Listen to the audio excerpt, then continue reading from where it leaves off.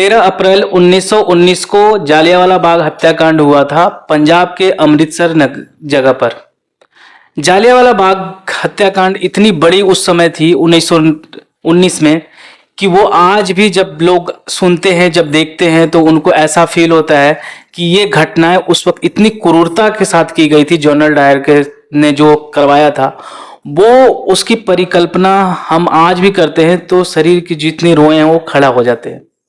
100 साल हो चुके हैं दोस्तों, लेकिन इन 100 साल में ये हमारी पटल से चीजें नहीं जाती है।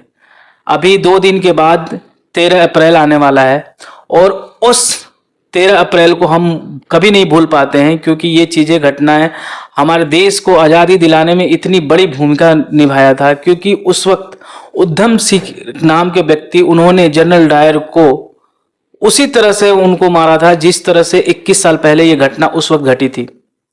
ये चीजें ऐसी है जिसमें लोग भुलाना भी चाहें तो वो भूल नहीं पाएंगे, क्योंकि जालियांवाला बाग हत्याकांड इतनी बड़ी थी।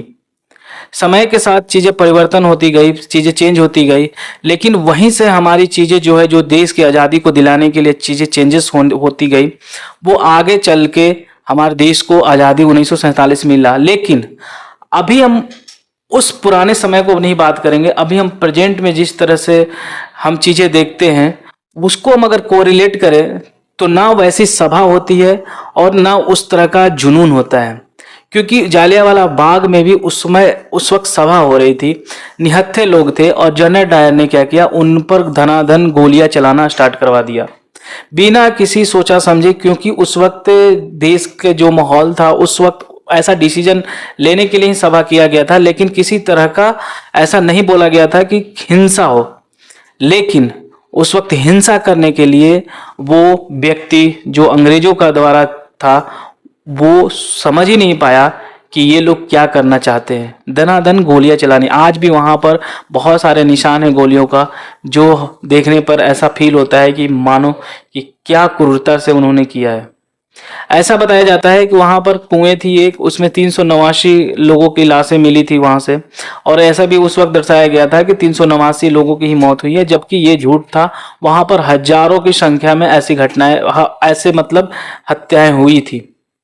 ये सिर्फ उस वक्त डेटा मैनिपुलेशन का काम नहीं होता था, मतलब समझो कि उस वक्त भी होता था, सॉरी, उस वक्त भी डेटा इसी तरह से होते कुछ और थे, सामने लोगों के सामने कुछ और दिखाया जाता था। सेम आज के डेट में भी यही है कि जो एक्चुअल डेटा होती है वो डेटा को छुपाई ली जाती है और पब्लिक के सामने प्लेटफॉर्म पर दिखाई जाती है कि आपके सामने यही है। हम इसलिए इस डेटा की बात कर रहे हैं कि जैसे आज की डेट में जो भारत में बात होती है, इलेक्टोरल बॉन्ड की बातें हो रही हैं, सरकार जो है आप देख सकते हैं दिल्ली में जिस तरह से सरकार जो है घोटाले की अभी जो आरोप चल रहे हैं, बड़े बड़े नेताओं पर घोटाले की चीजें चल रही है, बड़े बड़े स्कैम हो चुके हैं, स्कैम हुआ भी है और आगे भी स्कैम जो होने वाले हैं। लोगों के पास कुछ पता ही नहीं है, जब चीजें हो जाती है तब ये घटनाएं हमारे सामने आती है। दोस्तों बात ये है कि जो पुरानी चीजें होती है उसी को धीरे धीरे हम कोरिलेट करके आगे देखते हैं तो हमें पता चलता है कि ये तीनों एक ही फेस के चीजें हैं। तो हमें ये भूलनी नहीं चाहिए कि जालियांवाला बाग हत्याकांड में जितने लोग थे वो हमारे देश के ही थे।